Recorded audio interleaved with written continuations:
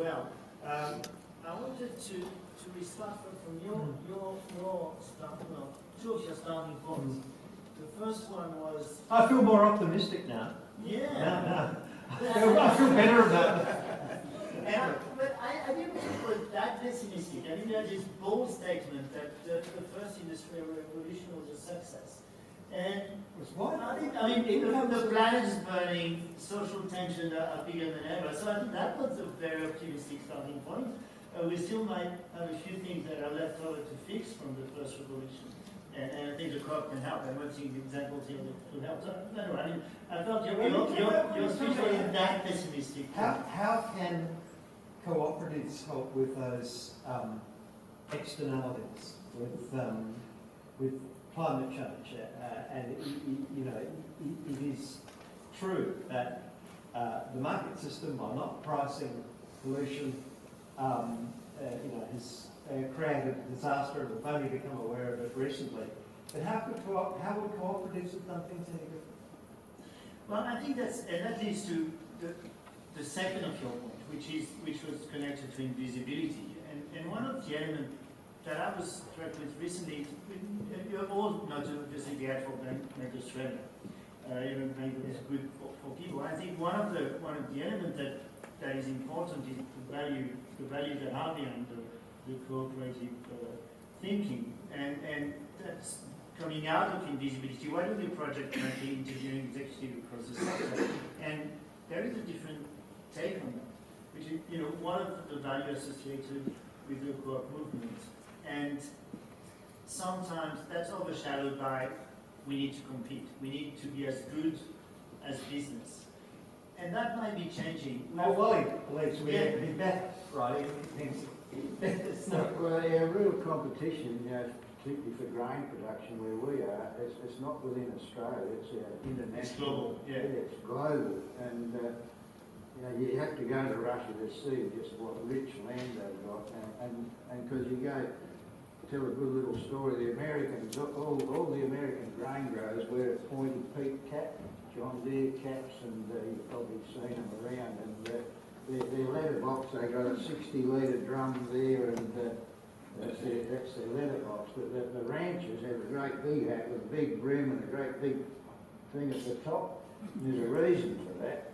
When you look in the letterbox to get your subsidy check, you can't have a big hat. When you're a rancher, you've got a lot of money, you've got to have somewhere to put it. That's in that big on there. That's the difference. Then you go across to Europe, and they're highly subsidised. And here in Australia, grain production just gets absolutely no subsidies at all.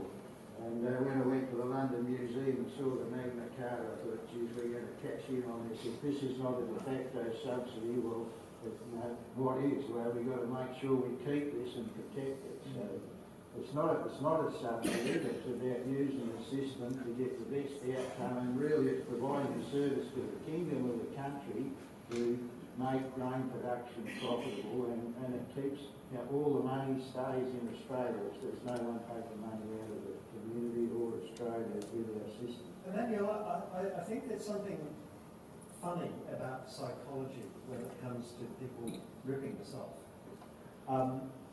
We see with the banks that the mutuals, the former mutuals, the small banks, even though they provide better prices, don't get the customers. The customers stay with the big four, and they make super profits. I mean, literally, super profits. Profits, return on capital 15%, which is just unbelievable. And it's as if their visibility and people say, well, that's their strength, makes people want to stay with them. And you see it also in investment advice, where you see it in real estate, where if the real estate sales person who you're going to employ drives a Ferrari, you think, oh, that must be pretty good. Not a Ferrari, a luxury car. You see it with investment advice. If the person dresses smartly, that doesn't mean they'll be able to really help, because it doesn't mean that at all. But we see this, we see success, which is usually success at our expense, as a sign that this institution must be good at its job. It's something in our psychology that if someone dresses more smartly than Wally probably does, normally, he's not, he must be good, and we think, gee, where's Pat so strong? And that's where the visibility question becomes interesting, because you got this idea, well, what do we have to offer? And that was probably what you articulated really well. We share the value differently. And I think that's a message that is likely to come across more strongly with the way the world is heading and current generations than it had in the past. So there was that message of hope that's connected to yours, which is, well, you have a strong message about sharing value. If we take the sharing economy, well, that's been pulled apart by companies like Uber. They're not sharing anything. A co-op can share. So I think what Make Australia is doing well currently is reaffirming this message, which is, well, actually, we are contributing to shared value in a different way. And all co-ops have that in common. That's the ethos of co-ops. We share differently than business and classic business would do. And I think that's what's invisible. That's what has been, people haven't necessarily put forward, because co-ops are fighting to being competitive and to beat business, but don't necessarily put forward enough the importance of it. And I don't know if that's how you feel. In West Australia, CBH is such an integral part of grain farming that without it, there'd be at least, could even be 50% of them wouldn't be viable. The farming here in New South Wales on the east coast is, you've got really good soils. We farm on almost 1 billion tables, and if we don't put all the nutrients on the table, we don't get a crop, and we rely on the rain. But if we didn't have our co-op, we'd only probably have half as many people that are actually grain farming that have to go back to stock or camels or goats or something, because they just couldn't make it work. It's that valuable to the farming process. And that's how you compete, by redistributing value to community, and that keeps the community going, and they understand that value. That's why they're so sensitive and so protective of the co-op, and it keeps the money in the community right back at the grassroots. And we put $1.5 million into what we call our community fund that goes to football clubs, hockey clubs, and we have a freight system. If we overload our trucks, and CBH introduced it, and we convinced Main Roads to adopt it, if we allow 10% overload, if you exceed that, you can forfeit your grain. It goes into CBH, and then it's sold off at the end of the year, and it's a great job donating that cheque to the charities. So it goes to the Flying Doctor, Ronald McDonald House, all the things that benefit community. And so that's on top of the $1.5 million we put in. So it's about really getting the money back to where it really has an impact on communities. So you were thinking, well, I'm wondering, so you're visible. I'm wondering, Lieza, whether Smart is visible. Or is it an entity which is, if you like, behind the scenes? People know that they're dealing with a freelancer. They don't know that you're invisible to the public. It depends on which smart. The Belgian smart in the beginning had a very counterculture attitude, and so the culture of the enterprise was to be to not communicate too much. We filled in a void, and we knew that we had a business model, but there was no desire to be actually completely visible. That changed over the years because we grew and we saw that there were opportunities out there that were not necessarily out there 20 years ago. So I think it's partly right what you are saying, that you need to be competitive and you're very much focused on what you're doing on your daily basis. On the other hand, you also need to do the efforts to go out there and see what's in there. And actually what we're doing currently is we preach to our members always saying you need to make sure that you're not isolated, you need to make sure that you have a good network and that you seek partnerships, and you do not have to do everything on your own. And we didn't apply that to the structure for the first 15 years, where we were like very much into a culture of we can do everything on our own. And we did a lot of stuff that we gave up because we realized that other people were doing it much better. Often they were subsidized, whereas we are self-sustained. And so there's no logic that we would take over those roles for other people, and it's more interesting to have partnerships. So the visibility, I think it's difficult because it requires a lot of effort, and we're very much focused on our delivering services. But on the other hand, it's also a choice often within companies. And for the Belgian company, it has been a choice for a long time not to be too much outgoing about our activities. But I guess one of the aspects of visibility is in relation to members and to make it clear what the specific value proposition you offer. I'm sure that in both of your case that's clearly stated. Maybe you had to restate it when at the period when there was a tension and a risk of corporatization. So there are these two levels, which is how you're perceived by your broader stakeholders, but also how you're perceived by your members.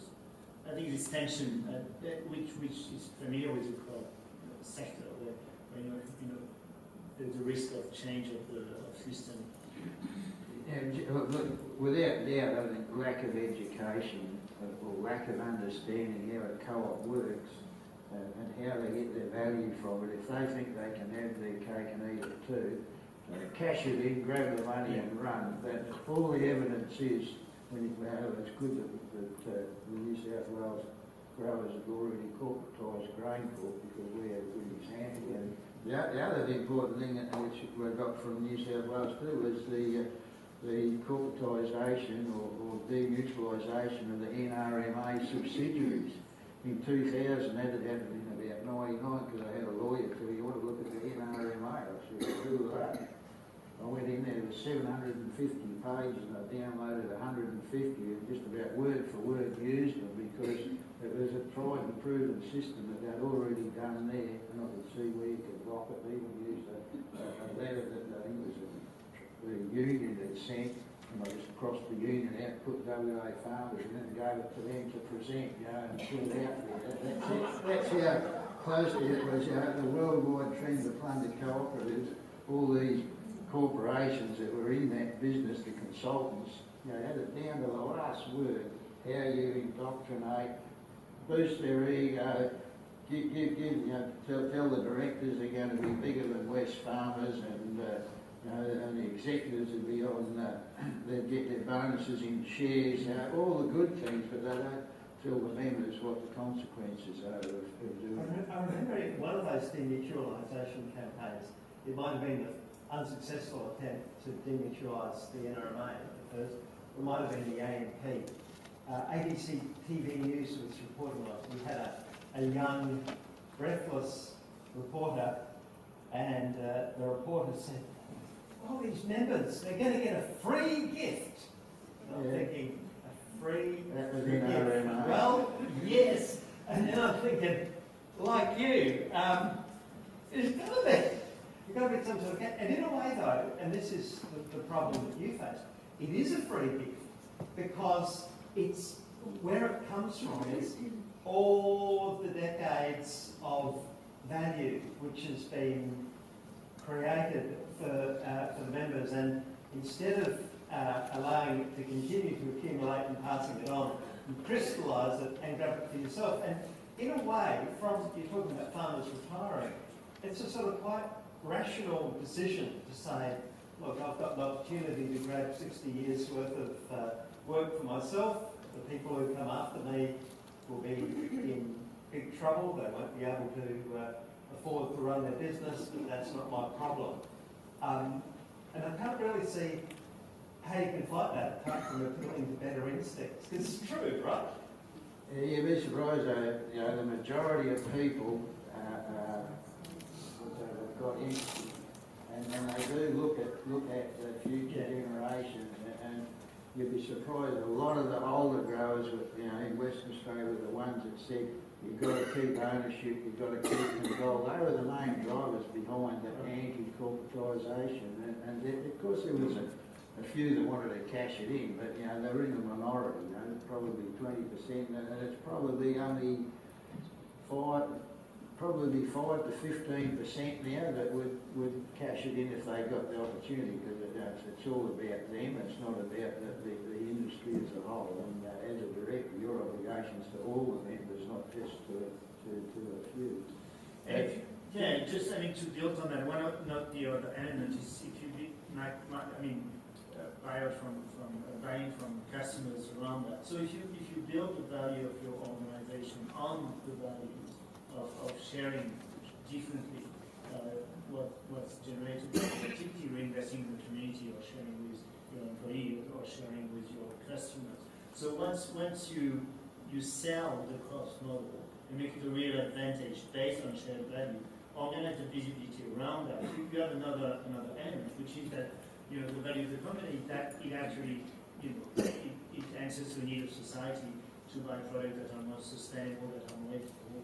And I think you have better answers. The question I was arguing was that I think we are more susceptible now to appeals to our better answers than we used to be. Yes.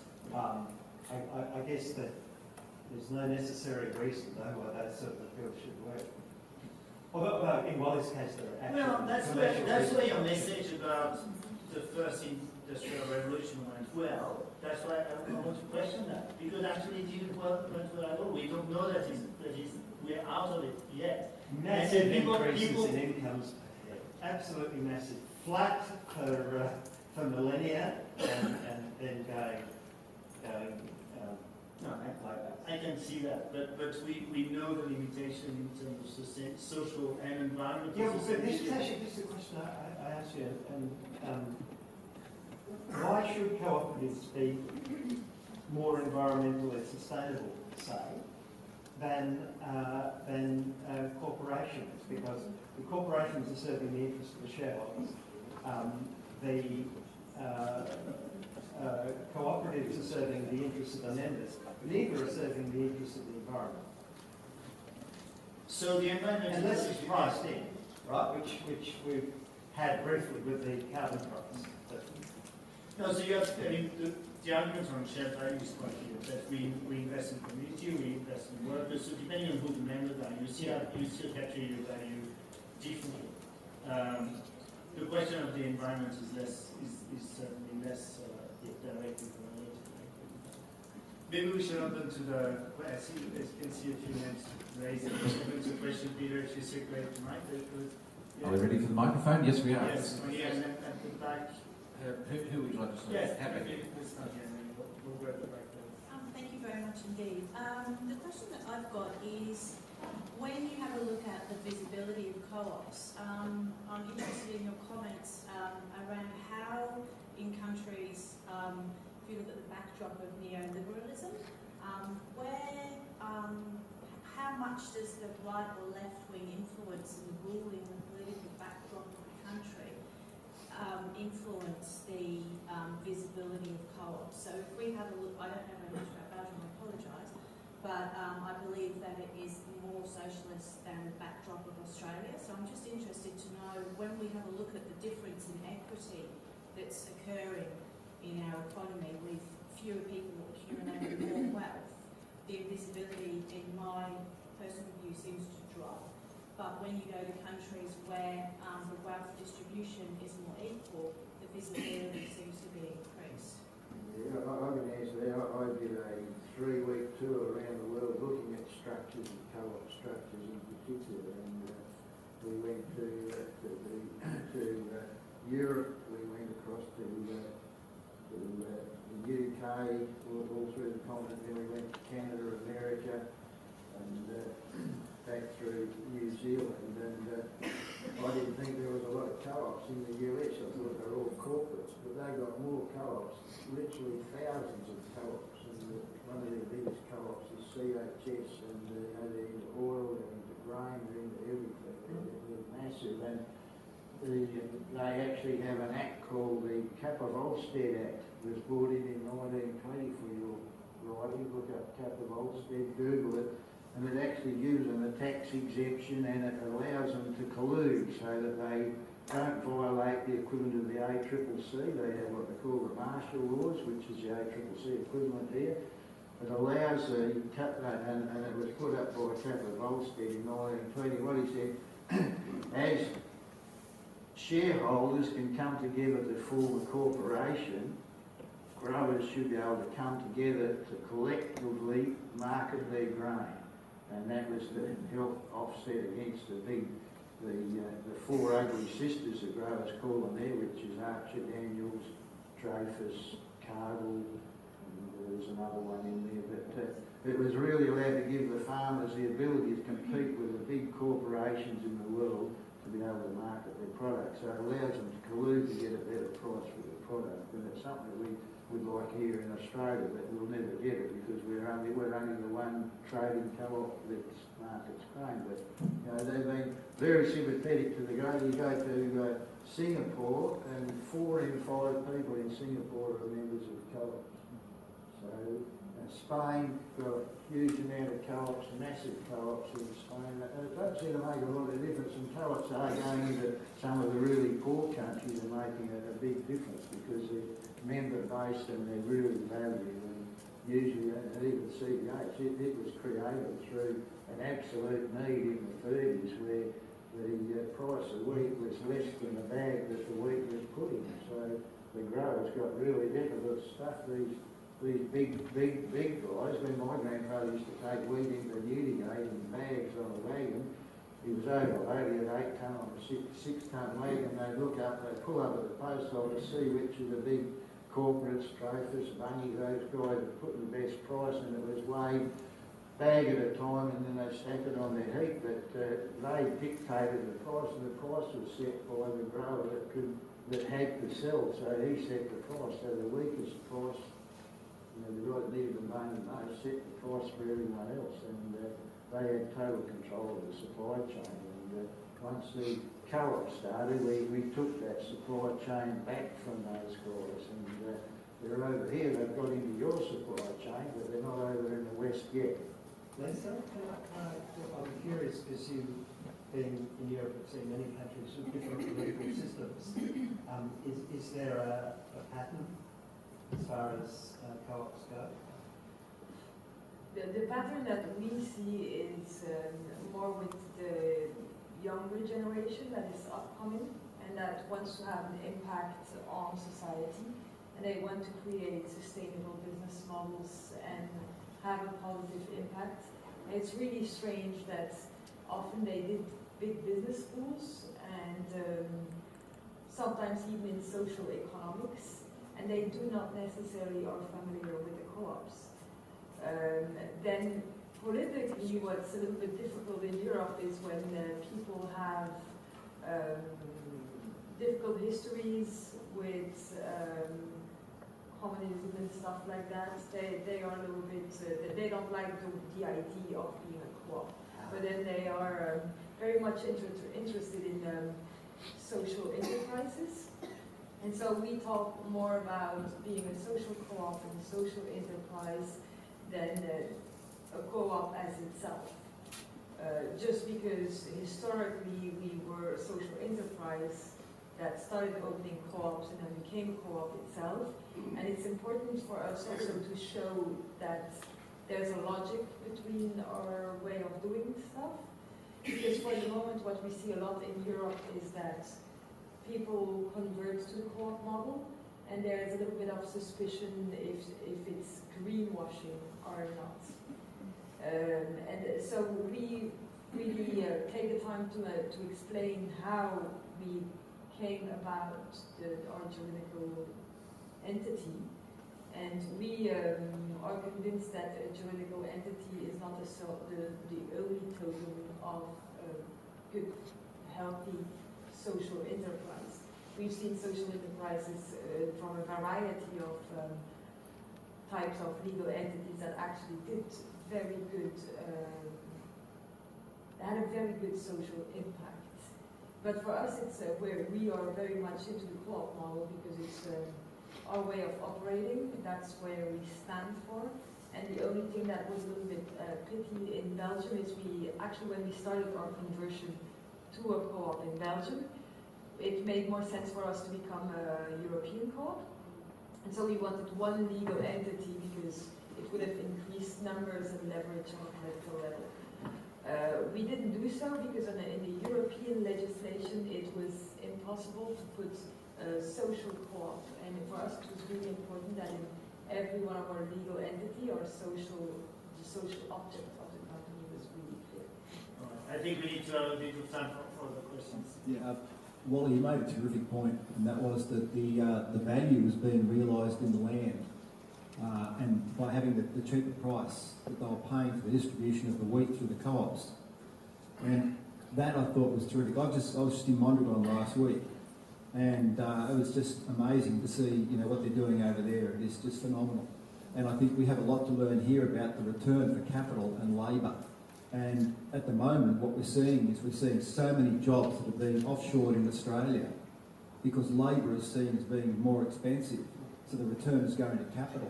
And we've got to look at the social relationship that's in there between the capital, the social capital that's being invested in all of these companies, our 4 big banks, our big retailers, all of those organisations. They've got a lot of social infrastructure that's been invested that we've invested and we've created in that as a community. That can't just be realised and go back to shareholders. It's actually got to be realised. I think that the co-op model has so much more to contribute as far as that relationship between return on capital and labour. What do you think about that? It's particularly the experience in Belgium. I think what you're doing there is great. Could you reframe that question? I think one of the points is that talks to your point around the connection and the disconnection between the legal model and what is being achieved. So there's this idea that there's a broad idea of social entrepreneurship or different aspects of sharing the value differently. And then there's the co-op model that has a lot to offer, and could be one of them, the natural model or one of the natural models, but maybe not the only one.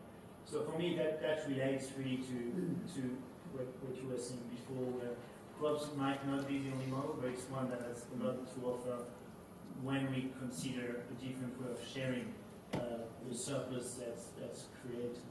And that's where that's really the advantage. I don't know if it's summarizing. You want me to have a go? Yeah, sure. Yeah, and I think you're right on the money. The co-ops are a really good structure to put assets in, like courts and air courts. If they co-ops keeps all the value, and CBH, our replacement values are around $5 billion. All that money, all those big court facilities, it's all owned by West Australian farmers, and you give a farmer $1, he'll spend $6. So it keeps the money in your economy versus, you look at the AWB, it was corporatised, where did it go? It went to cargo. All the profits go back to America.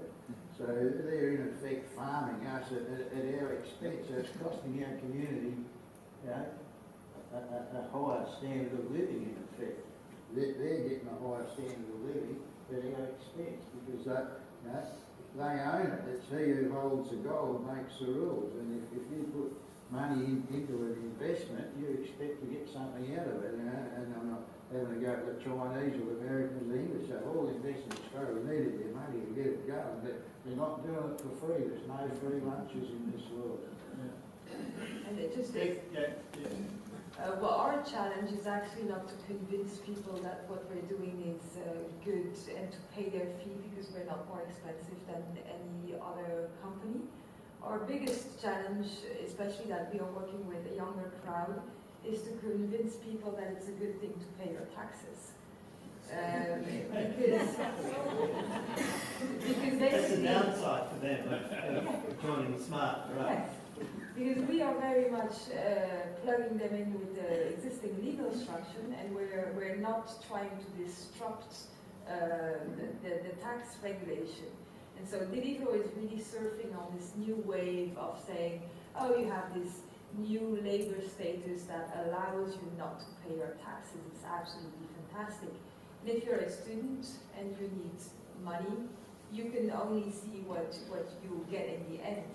And so the whole solidarity system and even the safety net that it creates for yourself is something that they have a lot of difficulties to understand, or they do not see the immediate benefits. So then we talk about the co-op model in a way of saying, look, what we are able to do, and then we're trying to educate them through the co-op model and showing what Smart managed to have as a leverage from being a collective entity. But the model in itself is not difficult to sell for us, because people are pretty convinced that we're doing a good job. So a few minutes for a few more questions. Did you? Yeah, and then maybe we'll see the others. Wally, I was very impressed with the humility and the great pride with which you spoke about the achievements of CBH, and which I think are even more admirable because of the great extent of your growers, the area that they must cover. So I'd like to know, how did you manage to keep your growers, 4,200 of them, so well informed and educated about the value of co-ops opposed to corporate? That's a big challenge, and that's half the reason we're here today, is to spread the word of co-ops and get co-op education. You know, I have backpackers come from Europe, and they learn about co-ops at primary school. Now, it's in all their systems, and one of the things I did when and Peter Wills is here today, and he chairs, or he's CEO of WA Co-ops, and one of the other directors, not only one of the other members on that board, was in charge of education, and I was a delegate from CBH. And I said, we need to get some education. I had a guy work for me, just done his accounting CPA. He doesn't even know what a co-op is. And it only took us 10 years, but we got Tim Mazarol involved, thanks to Peter. He had the contacts, but he made out, so we do have a co-ops course, and Peter's into that, but it's only one small little niche. It needs to start right at school so people understand the different sorts of ways you can run it. Business is business, but there's ways you can run it so you can be the sole beneficiary of that business and not have to share it with the rest of the world. Thank you. The session this morning has been very good. I think it's been very interesting. There's a couple of comments I'd like to make. One is about the patient nature of involvement in cooperatives, and that you build the reserves and the competitiveness over time, over generations even. I think that's an important point. There are some industries which lend themselves much more to cooperative activity than others. Insurance, agriculture. There are certain industries which just seem to go together with cooperation. It's why I'm interested in the Belgium experience, which co-ops arise out of need. And the whole freelance area, the whole thing of the fact that people no longer have full-time employment, and some of those wage and labour conditions are just lost. There's a clear need for various models, empowering models, collectivist models. And I think just as in agriculture, just as in insurance, the co-op model seems ideally suited for that particular need. So I think it's scaling. That's one of the problems with a lot of co-op ventures, they don't scale. Agriculture, insurance, and some of the successful sectors have. And I think the work you're doing is very, very interesting for both the needs space and secondly, the scalability. There are a few more. Can you to go a cappella?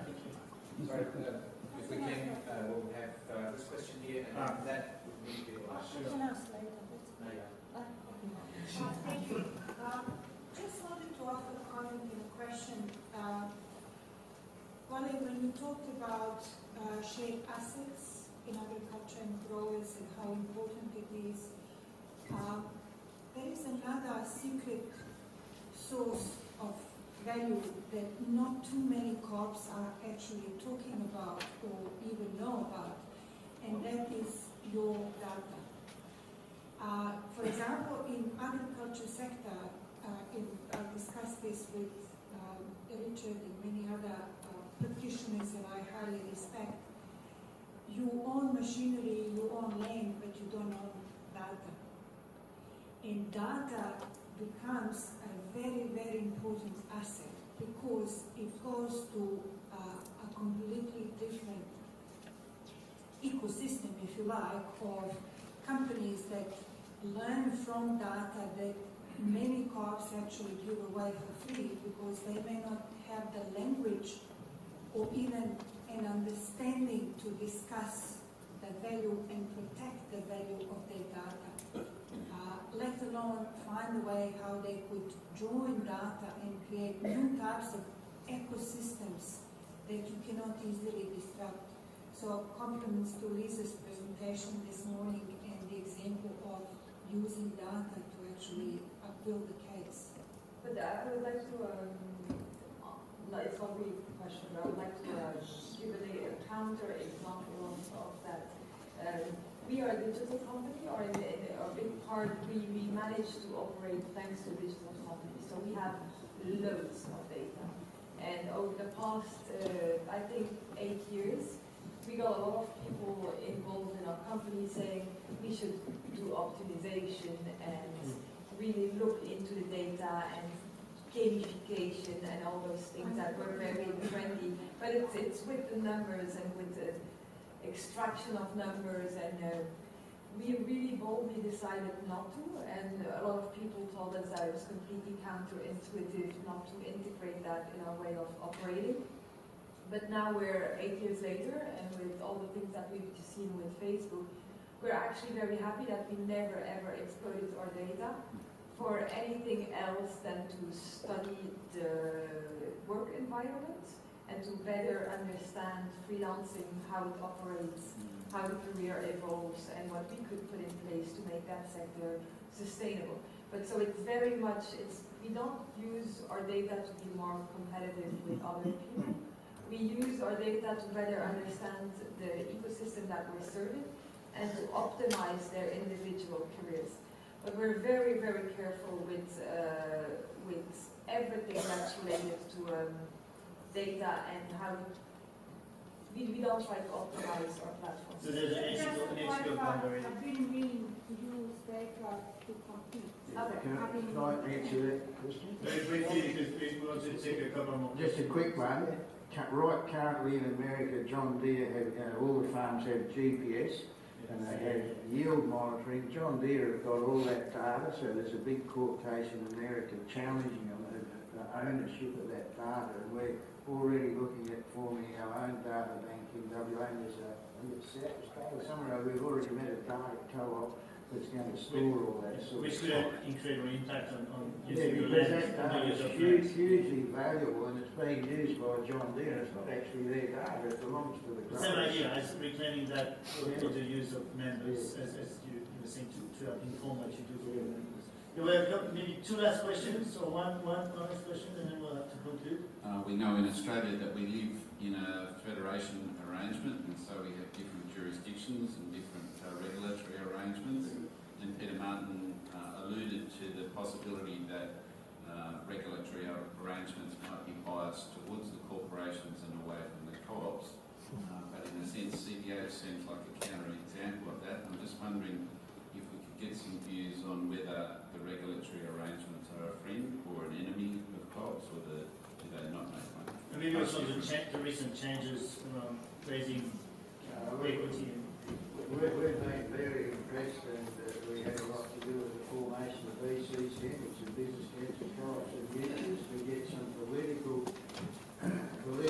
impact into the government. I'll give you a quick story. I went to the Minnesota Soybean Growers Association in Minnesota in the US, and I was looking around the world at co-ops, and there was a lady there who was their political lobbyist.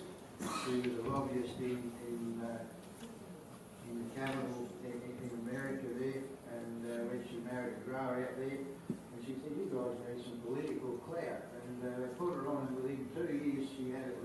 estimated, just through political lobbying, that I think it's 15% of soybean oil has to be added to their diesel, and those guys are just killing the pig now. It's just through lobbying government and having that close connection with government, because it's no good putting your head down and working and not looking where you're going. You've got to impact the people that make the laws of the land. And that's absolutely what I came back from that, told the CEO about it, and within 3 months we had a political lobbyist. He actually come from over here, and we've got several political lobbyists for that very reason, that you've got to have impact with the people that make the laws of the land, and if you don't, you dig in the water. So I think we have to conclude now, but there's the next opportunity for discussion just after the break. I mean, just if I say one thing, I think there's never been a better time to be proud. So let's go with that. Thank you, everybody.